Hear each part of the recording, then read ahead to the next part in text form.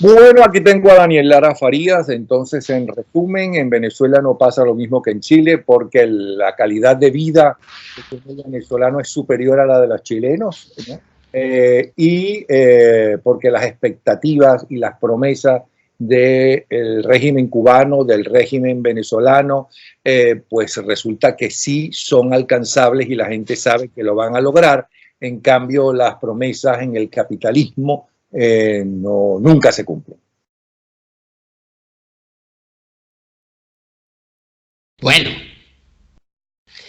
yo creo, Napoleón, que es necesario, lo primero que hay que hacer a la hora de analizar América Latina es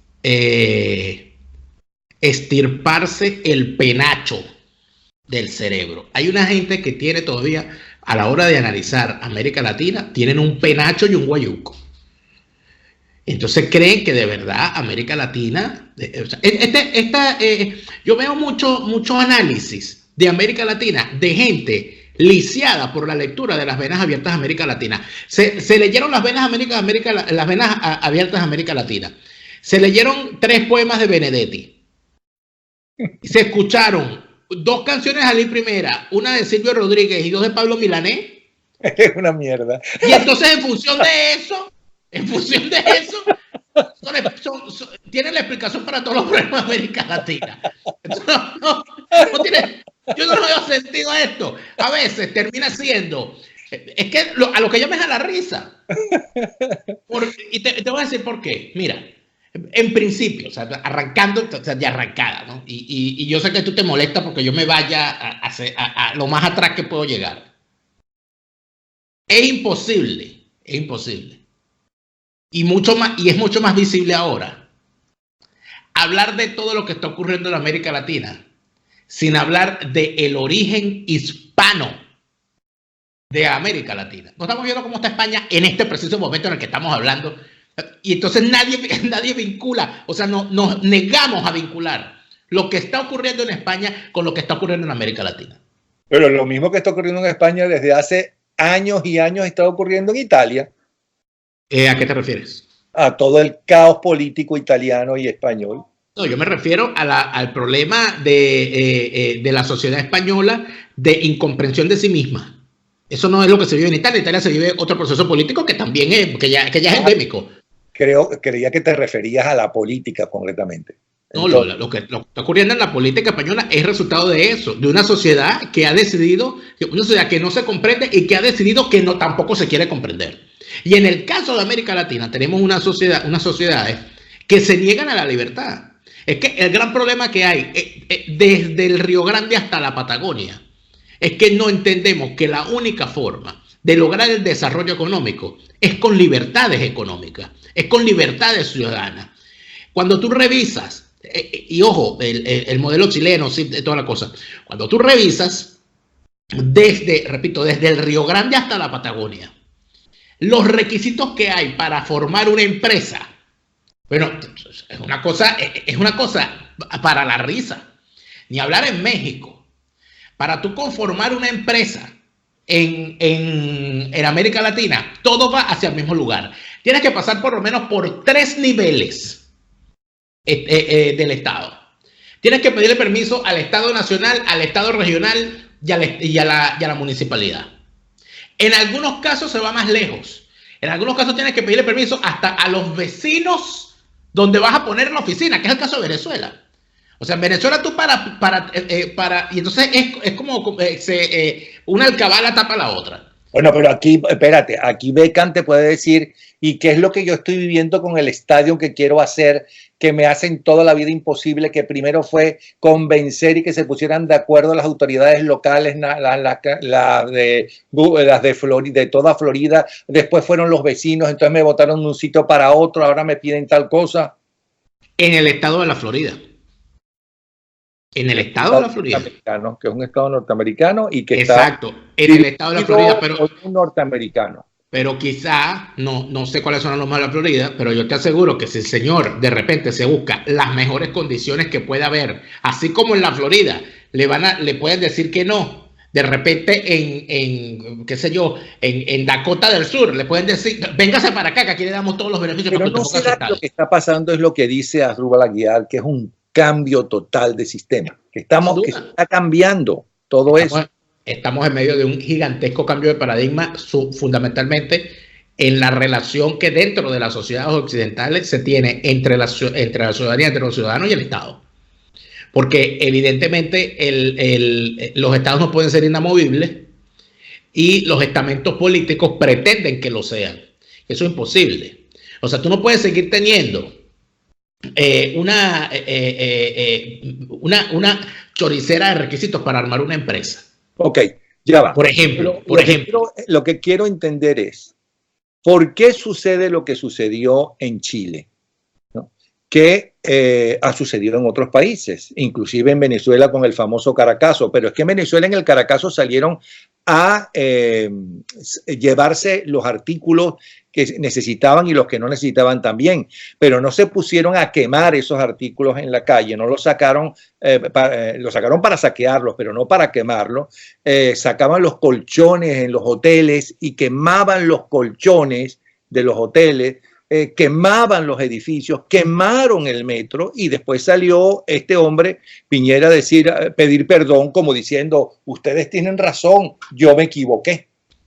Bueno, el gran problema es en cuanto a Chile, en cuanto a Ecuador, en cuanto a Panamá, donde también hay una situación difícil en este momento, en cuanto a Colombia, en cuanto a todos los países de América Latina. El principal problema que tenemos es la crisis de credibilidad de las clases políticas, unas clases políticas desgastadas, Napoleón. Porque cuando un presidente tiene el voto de confianza de sus ciudadanos y es capaz de decirle, tenemos que aplicar estas medidas, van a ser duras y vamos a tener problemas de arrancada, pero al final de eso las cosas van a mejorar. Habrá protestas, habrá unos que no se la cararán, pero dentro de una sociedad que le cree a su clase política, la gente pasa el trago amargo. Se puede dar ejemplo. El caso de Rómulo Betancourt en el año 59, cuando hizo una rebaja general de sueldos y salarios, incluido el sueldo de él y de los ministros, porque había que apretarse el cinturón. Se hizo. El caso y era otro mundo. Es el caso de Winston Churchill cuando le dice a los ingleses lo único que le puede ofrecer es sangre, sudor y lágrima. Exacto, pero la credibilidad, la autoridad. Pero te puedo poner otro ejemplo, por ejemplo. Pero es que no solamente es en América Latina la debilidad del liderazgo. Y Europa, ¿qué me dices de Europa y la debilidad de los liderazgos? Bueno, te puedo decir. Algo más allá de eso tiene que estar sucediendo. Es que evidentemente el gran planteamiento es que si tú tienes un problema y tienes un gobierno, tú quieres que el gobierno resuelva el problema. Y si el gobierno tú no le crees, por más que el gobierno te diga que las medidas que va a tomar van a resolver el problema, tú no le vas a creer. Ese es el gran problema. Cuando Rafael Caldera II, por ejemplo, una cosa más cercana, cuando Rafael Caldera II, con toda la autoridad y respeto y credibilidad que traía Rafael Caldera, porque bueno, la gente dijo, bueno, si esto no lo resuelve Caldera, pues esto no tiene remedio. El tipo aplicó 2, 3 y 4 planes hasta llegar a la Agenda Venezuela. Y yo recuerdo las palabras de Rafael Caldera cuando tomó las medidas de la Agenda Venezuela, que fueron las medidas que dijo durante toda la campaña que no iba a aplicar. Y yo recuerdo a Rafael Caldera diciendo en cadena nacional, solo Dios sabe lo que a mí me cuesta tomar esta decisión. Ya está. Había, de alguna manera, atajado una crisis de credibilidad. En el caso de lo que está ocurriendo ahorita con el Brexit en Gran Bretaña, ¿cuál es el problema? La credibilidad de la clase política. Porque toda la clase política de la Gran Bretaña estaba convencida de que el Brexit en el referéndum no iba a ganar. Y por eso no se prepararon para esta desgracia. Y mira lo que está pasando. Y por eso la aceptaron y hasta lo propusieron. Pero mira, según eso yo tengo que entender también que entonces el pueblo venezolano en su gran mayoría, ¿no?, cree en Maduro, porque no están haciendo en Venezuela lo que se está haciendo en Chile. Acá hay una gran diferencia. Hay una gran diferencia que está evidente y está a la vista de todo el mundo. En Chile hay una cosa más democrática. En Venezuela no lo hay. Ahí todos unos reclamos que a veces, bueno, a mí no me gusta hacer comparaciones porque también uno quizás no tiene que respetar al chileno que está allá y que mide las cosas en función de su propia historia y de su propia realidad. Pero cuando yo veo a un señor mostrando que le dieron un tiro con un perdigón y le dejaron un rosetón en el brazo, pero yo podría mostrarle la foto del muchacho en el estado Táchira, al cual lo dejaron ciego con un tiro a quemarropa con una pistola de perdigón. O las fotos de Neomar Lander y de Juan Pablo Pernalete y de Roberto Remy, de todos los asesinados a plomo en el caso de Venezuela. Pero hay una cosa adicional que no sale en los medios. La cantidad de policías y carabineros heridos. ¿Quién los hirió? Dios. Piñera. No, estamos hablando de que, entonces estamos hablando, si hay un policía herido y si hay un alto número de policías heridos, es porque está habiendo combate en la calle. Y entonces ahí donde viene la protesta. No, el problema es la desigualdad, porque eso es lo que te dice. Que el problema es la desigualdad. El problema no es la desigualdad. El problema no es la desigualdad, Napoleón. Porque cuando hay desigualdad y la gente cree que hay desigualdad, la gente lucha contra la desigualdad. Y saquear un televisor no es acabar con la desigualdad. En todo caso, la vas a ver por televisión. Por cierto, que en el hecho de la violación de los derechos humanos es el propio presidente Piñera quien llamó a la expresidenta ahora al frente de los derechos humanos de las Naciones Unidas para que fuera a investigar. Con lo cual él sabe perfectamente que no es el gobierno quien hizo todos esos desastres, sino que son ellos mismos. Pero ¿quiénes son ellos mismos? Porque yo creo que una enorme mayoría fue a protestar, porque sintió que, bueno, vale, es muy cara la educación, es muy cara la salud, y entonces ahora nos suben el metro, aunque sea muy poquito. Perfecto, fueron a manifestar, pero que utilizaron esa manifestación o auparon esa manifestación o incentivaron esas manifestaciones para hacer lo que querían hacer, es decir, sembrar el caos. Y lo digo porque qué casualidad que está pasando lo mismo que pasó en los años 60 en toda América Latina con las guerrillas. Entonces empezaron a aparecer guerrillas, porque uno entiende, bueno, está bien, Fidel Castro es el héroe, era un tipo que el mundo entero admiró porque tumbó una dictadura y iba a colocar una democracia, que resultó lo contrario, perfecto, pero bueno, perfecto, que resultó lo contrario, lamentable. Pero, ¿cómo se llama? Pero uno entiende eso. Pero ¿cómo entender esto que está pasando ahora si no es programado? Bueno, es imposible entenderlo. Imposible entenderlo, porque fíjate lo que siempre se dice, o sea, el estado necesario para, según la praxis marxista-leninista, para la aplicación, para lo que llaman las condiciones objetivas para la revolución, es que exista un caos donde la vanguardia política, que será el liderazgo de esos grupos comunistas, será lo que hará la revolución y liderará el pueblo a su redención. Eso es el librito. Pero la situación sigue siendo la misma. Fíjate tú, vamos a comparar peras con peras y manzanas con manzanas. ¿Sabes dónde había desigualdad? En los Estados Unidos, en los años 60, en el sur de los Estados Unidos. Salió la población negra, salió Rosa Parks, salió el señor Martin Luther King. Salieron todos los grandes dirigentes negros del sur de los Estados Unidos a saquear televisores para ver por televisión la desigualdad.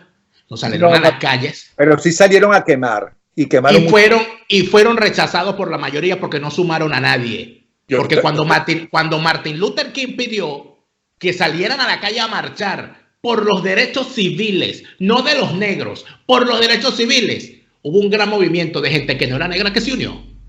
Y eso es una realidad. Eso sí es luchar contra la desigualdad. Y los resultados, además, están a la vista. Que todavía hay una gran situación de desigualdad, eso ya es otro tema. Pero a mí no me pueden venir a decir, ay, no, como yo estoy molesto con la desigualdad, yo me voy a robar un televisor. Bueno, ¿y cuál era la desigualdad que tú querías? La que el vecino tiene un televisor y tú quieres uno. Como estoy molesto por el alza de 4 centavos del metro, de dólar del metro, pues entonces voy a quemar el metro. Ya está, lo quemo y ya no tengo metro. Y de paso creas entonces un problema. Por eso es que lo de la palabra caos que tú has usado es importante. ¿Cuál era el fin de las protestas? Que se echara atrás el decreto del alza del transporte.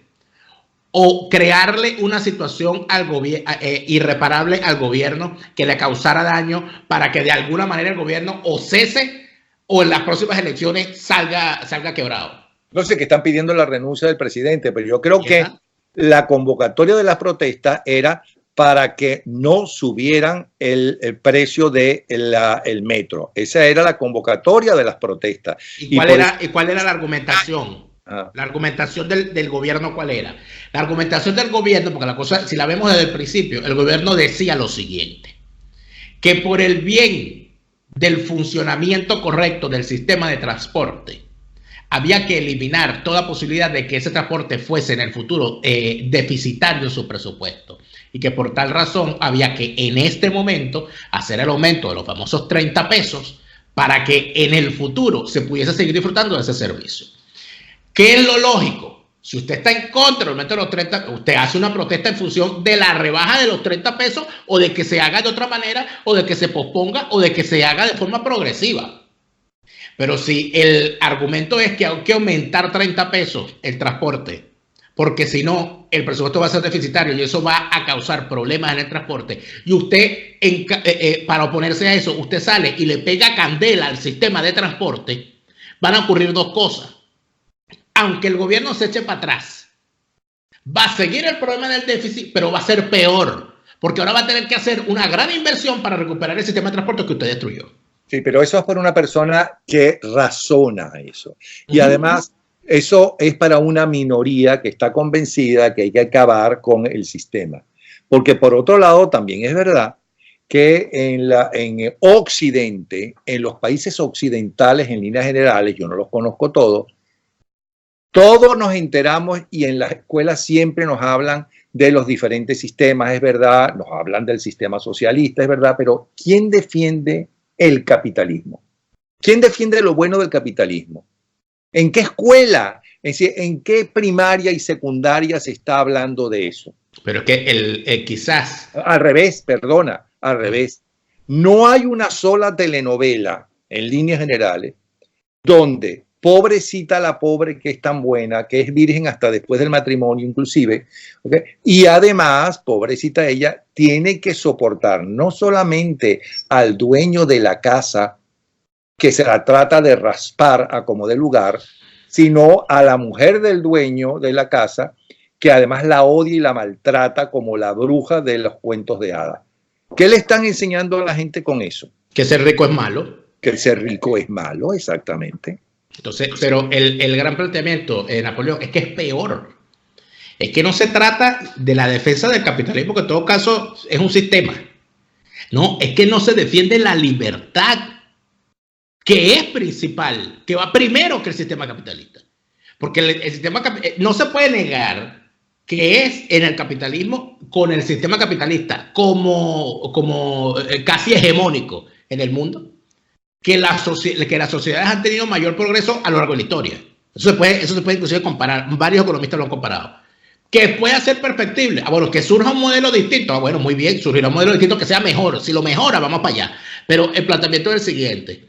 Esto se trata de la libertad. Ese es el verdadero debate.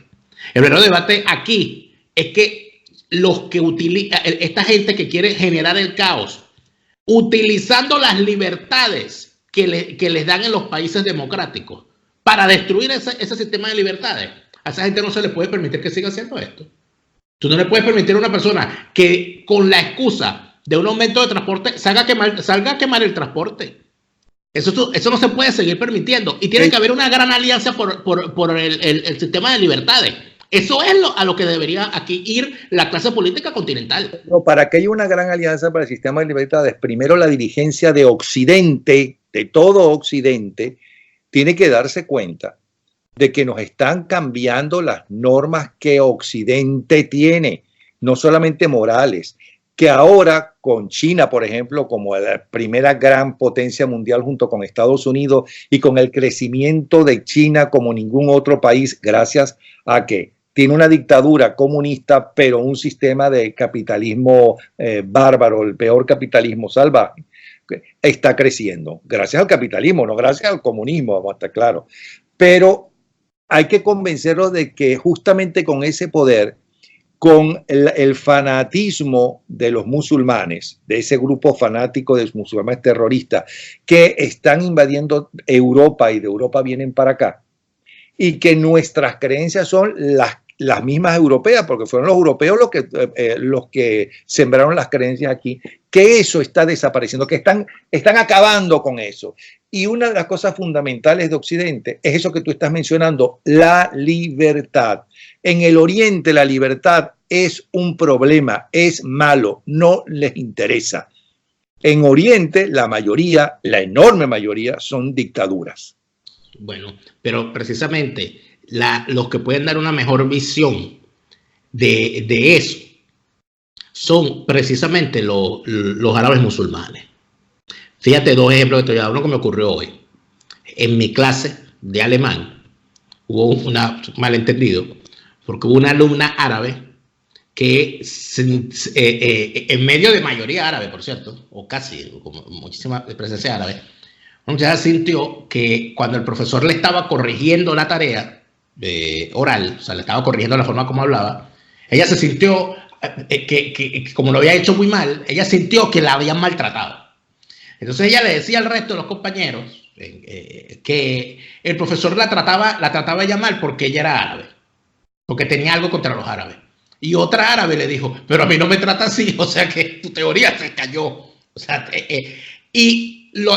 sobre todo las mujeres, y esto, mira, verídico, las mujeres árabes musulmanas que yo he conocido aquí, después que tienen un ratico aquí, sobre todo aquí en Alemania, donde son con el tema de las libertades personales bien estrictos, cuando se dan cuenta de las libertades que tienen, como dice el dicho, burro que piensa bota la carga. Es cuando tú empiezas a ver a las mujeres musulmanas estudiando, es cuando las empiezas a ver denunciando a los maridos maltratadores, es cuando las empiezas a ver denunciando a los maridos que no aportan dinero para la casa, es cuando tú empiezas a ver encargándose ellas de la educación de sus hijos, así sean varones o sean hembras, es cuando la ves quitándose el velo, es cuando la ves renunciando o asumiendo una vida secular. Ese es uno de los ejemplos. Y el otro te lo digo con los árabes que conocí en Israel, de la ciudad de Tira. La ciudad de Tira en Israel es una ciudad palestina, una ciudad de mayoría palestina.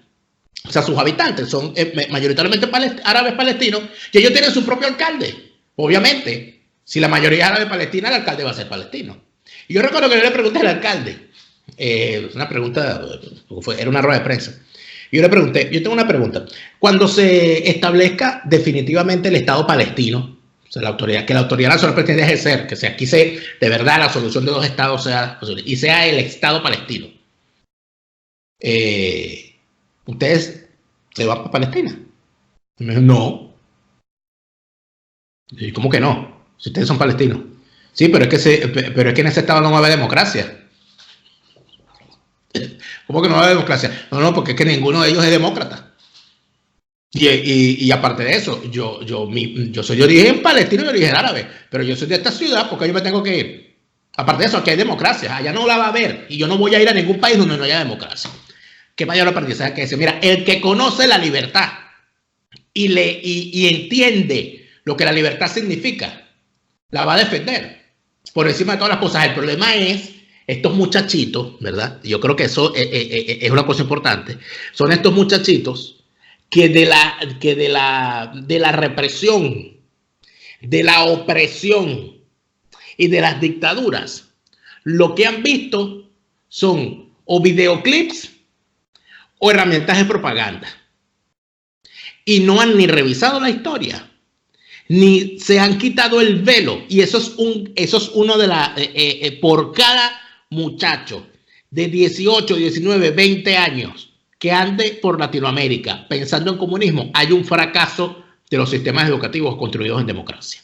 Porque yo no puedo creer que este Chile que se ha construido después de todo lo que ocurrió tanto en el periodo de Allende como en el periodo de Pinochet, no se hayan hecho los esfuerzos porque esa sociedad se empiece a comprender a sí misma y empiece a ver la necesidad del respeto entre cada una de las posiciones que puede haber dentro de esa sociedad. Entonces aquí la solución, y es una cosa pasmosa, porque entonces hay unos que quieren y que lo dicen abiertamente, bueno, que ellos quieren imitar el ejemplo del Che, y hay por otro lado otra gente diciendo que hace falta un segundo Pinochet. Bueno, mira, cuando yo escucho esas cosas, cuando yo veo lo que está surgiendo, a lo que termino llegando es que la situación que se puede presentar a futuro no pinta nada bien, porque toda acción va a tener una reacción, y América Latina es así. Chile ya demostró en el pasado lo que se podía hacer. Colombia ha demostrado a lo largo de su historia la violencia que se puede generar en su seno. Centroamérica ha demostrado a lo largo de su historia las cosas que pueden ocurrir. Y yo creo que si en Centroamérica se sigue caminando hacia donde se está caminando, las cosas pueden ser peores, porque antes eran los guerrilleros, ahora son las maras y las mafias de tráfico de seres humanos y el narcotráfico. O sea, lo que se está alarmando en América Latina es más grave de lo que se vivió todo lo de los años 60, pero ahorita estamos peor, porque las condiciones que hay, el caldo de cultivo que hay, es verdaderamente grave y preocupante. Y yo creo que quien debería estar sumamente preocupado en medio de todo esto son dos actores principales que creo que no están comprendiendo el asunto. Uno, los Estados Unidos. No porque haya un vasallaje, ni mucho menos, sino porque los Estados Unidos, estos son sus vecinos. América Latina es el vecindario. Y ellos tienen que entender eso. Mucho más cuando ya en pocos años el español superará al idioma inglés como lengua más hablada en ese país, si vamos por el camino que van. Y el otro actor que no ha entendido, y creo que no quiere entender, y creo que con la cabeza que tiene ahorita va a hacer lo posible por no entenderlo, y es bastante triste, es la Iglesia Católica. Yo no puedo creer que por primera vez en la historia se tenga a la cabeza de la Iglesia Católica a un latinoamericano y no haya comprensión en la Iglesia Católica de la importancia que tendría su participación activa en mantener un sistema real de libertades en América Latina. Que se estén anotando en las posiciones estas de alabar la pobreza, este catolicomunismo. De que el pobre, de que si el pobre no existe, entonces ellos no tienen a quién darle caridad y no tienen por qué rezar. Entonces, para ser católico hay que ser pobre, porque tienen que existir los pobres, porque si no, entonces el católico no tiene razón de existir, igual que el comunista. Pero si no se superan esas cosas, si no se entiende que esta cuestión que está ocurriendo en Latinoamérica no depende nada más de los partidos políticos, esto va a terminar muy mal. Pero el problema es que ellos no pueden superar esas cosas en esos dos ejemplos que pusiste, porque de eso viven. Esa es la base de ellos. Entonces allí lo que queda y los que estarían llamados a de verdad involucrarse en una cuestión, en un gran programa de defensa, una gran acción de defensa de las libertades y de la democracia en América Latina, no solamente son los Estados Unidos, sino las sociedades, los estamentos políticos. Aquí hay una cantidad de gente que tiene que empezar a renunciar a privilegios. Tú no puedes seguir teniendo las mismas clases políticas. Mira lo que está ocurriendo. O sea, ¿cómo es posible que Chile tenga bueno, ya van dos reelecciones? Ya van dos reelecciones. La reelección de Michelle Bachelet y la reelección de Sebastián Piñera. Eduardo Frei intentó reelegirse cuando Piñera ganó y Ricardo Lagos intentó reelegirse cuando ganó ahorita Piñera. O sea, tiene que haber un relevo político necesariamente, pero no solamente de caras, sino de métodos. Es evidente, o sea, tú no puedes, o sea, el mundo ha cambiado lo suficiente como para que los sistemas políticos también cambien. Lo que pasa es que no han conseguido cómo hacer ese cambio los que quieren hacer el cambio. ¿Cómo podrá hacerlo? Y hablando de Europa, por cierto, y esa la parte positiva que tú pusiste, pero también te voy a decir lo que está pasando en Europa. Es más, lo que está pasando en Francia, que ellos son en líneas generales, tan de derecha, ¿no? Y además que defiende tanto su cultura, porque al fin y al cabo hasta la aparición de Nueva York, París era el gran centro cultural del mundo, hasta que se convierte en Nueva York, claro, porque Estados Unidos se convierte en la primera potencia mundial. Claro. Ver videos donde la gente no puede caminar por la acera porque no caben los musulmanes rezando a la hora del rezo y se colocan en cualquier parte y trancan las aceras y se ponen las aceras y que los franceses tengan que moverse, o los belgas, que hay pueblos donde eliminaron los adornos de Navidad porque los musulmanes no rezan con ese tipo de ideología. No vale. ¿no? O que Bueno, tengan que ir con burka ellos, pero si tú te vas, caminas con un antifaz, ¿no? Te sospechan y te quitan. Usted no puede ocultar su cara por las calles, pero ellos sí. En cambio, si tú vas a, ¿cómo se llama?, a uno de sus países y te pones bermudas, entonces te meten preso. O las mujeres que no llevan velos van presas. No. Bueno, yo te puedo hablar. Eso. Mira, si quieres llevar burka, pues en tu país se lleva burka, pero aquí es cuestión de seguridad de la mayoría y además no son nuestras normas, pero es que somos tan amplios, tan... No, pero yo te puedo hablar de mi experiencia personal. Yo viví durante 6 meses en mi periodo de solicitud de asilo. Yo viví durante 6 meses en un refugio con, obviamente, valga la redundancia, con refugiados de todas partes del mundo. Y si algo viví yo y si algo fui testigo yo allí, fue, y ocurrió en varias ocasiones, que venezolanos eran increpados por musulmanes, no solamente árabes, sino también estos chechenos, por usar pantalones cortos o por estar jugando básquet sin camisa. Y entonces iban y les reclamaban y les decía que no podían andar así porque ofendían a las mujeres de su religión y tal y más cual.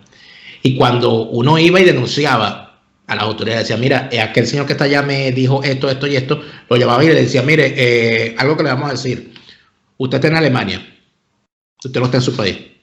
En Alemania la gente usa pantalones cortos, la gente puede andarse en camisa e inclusive este es un país nudista. Si usted tiene algún problema con eso, díganos para que se devuelva a su país. Como la foto que sacaron de la Merkel cuando era joven, desnuda. Claro. No, porque es que el movimiento... Bueno. Aquí tú puedes, pero entonces lo que yo te planteo es que cuando se habla de Europa, bueno, hay unos que son más iguales que otros. Porque ¿qué pasa en Francia y qué pasa en Bélgica? Bueno, es que tanto los franceses como los belgas no se pueden desligar de esa situación que se está viviendo en el Medio Oriente y en África, porque ellos como potencias coloniales bastante que causaron esos problemas allí. Entonces cuando yo veo a un francés horrorizado porque ve a unos senegaleses musulmanes rezando en la calle, uno le pregunta, ¿quién colonizó Senegal? ¿Quién lo colonizó?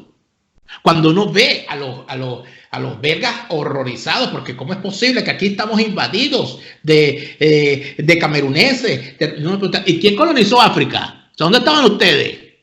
¿O es que el Congo belga era belga? ¿Por qué? Bueno, chico, entonces que los españoles no deberían aceptar, ¿no?, a ninguno de los alemanes y los pueblos bárbaros y menos a los romanos. No te agarres de allí, no te agarres de allí. Venezuela. No, yo lo que te estoy diciendo, yo lo que quiero decir. Lamentables, pero bueno, discúlpame. Las políticas de los estados son un boomerang.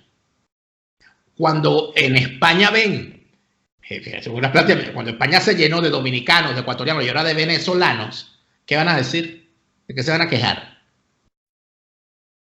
O sea, cuando tú ves el tema de Ceuta y Melilla, 2 enclaves españoles en medio de Marruecos. Y uno se pregunta, ¿y para qué necesita tener España 2 ciudades en Marruecos? Una cosa casi que del medioevo. Entonces, no, hay problemas de seguridad en Ceuta y Melilla. ¿Qué hacen ustedes con esos enclaves allí? O sea, ¿para qué les sirve eso al mundo?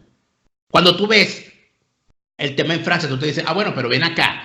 Cuando ustedes salieron a colonizar el mundo y en Senegal se habla francés y en Martinica se habla francés y en la Guyana francesa obviamente y en buena parte de África, en Camerún se habla francés, bueno, ¿ustedes qué pretenden? Que cuando esa gente le ataca la pobreza, ¿para dónde se va a ir? Para Italia, ¿no? Se va a ir para Francia y de hecho lo hace porque ustedes son efectivamente el colonizador y ellos hablan su idioma. Entonces, ese tipo de cosas, pero fíjate, esas cosas, Europa no lo analiza. Eso no significa que según las mismas leyes de los franceses o de los belgas, de que todos somos iguales y que hay libertad, ellos puedan hacer cosas que los oriundos de ese país no pueden hacer, como los ejemplos que te hagan. Eso ya es otra cosa. No, es que tú te fuiste por otro lado. Tú te fuiste, bueno, fueron unos pésimos colonizadores. Sí. O como los belgas, que lo único que dejaron fueron unas monjas que las violaron allá en los años 70, ¿no? Y se quejaban. Bueno, pero si ustedes lo que hicieron allí fue nada, sino llevarse el dinero que se podían llevar o el oro, lo que hacían. Ok, pero eso es el pasado. pero estos son ni siquiera los hijos, ni siquiera los nietos, estos deben ser los bisnietos de los que hicieron eso y el mundo cambió. Tú no puedes justificar ahora que estos hagan lo que le da la gana porque los Napoleón, la historia de los países no va sobre los hombros de la gente. La historia de los países permanece a pesar de la gente. Aquí cuando tú ves el mapa de África y ves que hay países donde evidentemente sus fronteras fueron hechas por la arbitrariedad de una potencia que decidieron agarrar una regla y hacer así, y esto se llama Libia y es mío, y Caca, esto se llama Mauritania y es mío, y Papa, esto se llama Túnez y es mío. Ah, no, bórrame la línea, no, bórrala, ponla para acá. Cuando tú ves una cosa como esa, ahí te das cuenta que tú no puedes decirle a la gente, bueno, pues si quedó entonces, quedaron el caso de Ruanda y Burundi, el caso de Eritrea y Etiopía. Entonces, unos países que son la misma gente y fueron divididos por las apetencias de las potencias coloniales. Y entonces son dos países, ¿verdad?, con dos realidades, donde inclusive implantaron gente proveniente de otras castas, proveniente de otras etnias, proveniente de estos grupos. Entonces tú ves lo que te ocurre en Ruanda con los Hutus y con los Tutsis. Entonces tú ves lo que te ocurre en Somalia con los eritreos y los etíopes, que son el mismo pueblo. Entonces tú te das cuenta de que, y entonces los europeos se preguntan, oye, qué cosa tan horrible, ¿por qué estará pasando eso? No puede salir un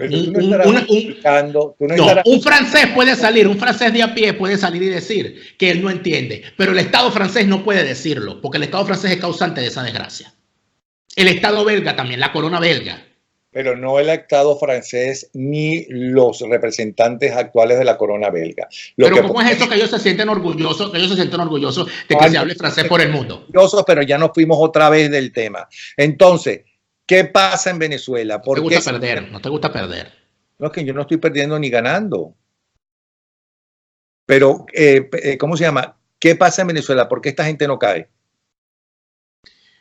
Los chavistas. ¿Por qué no caen del poder? Porque no hay quien los tumbe. No hay quien los tumbe. En Venezuela el chavismo ha logrado conformar un sistema perfecto. Unos tiranos asesinando y burlándose de la gente, y unos tipos simulando ser su oposición para calmar a la gente. Eso es todo. Y ese es el sistema, y ese es un sistema que ya está implantado. ¿Qué es lo que hace falta en Venezuela para salir del chavismo? Un verdadero movimiento de ruptura.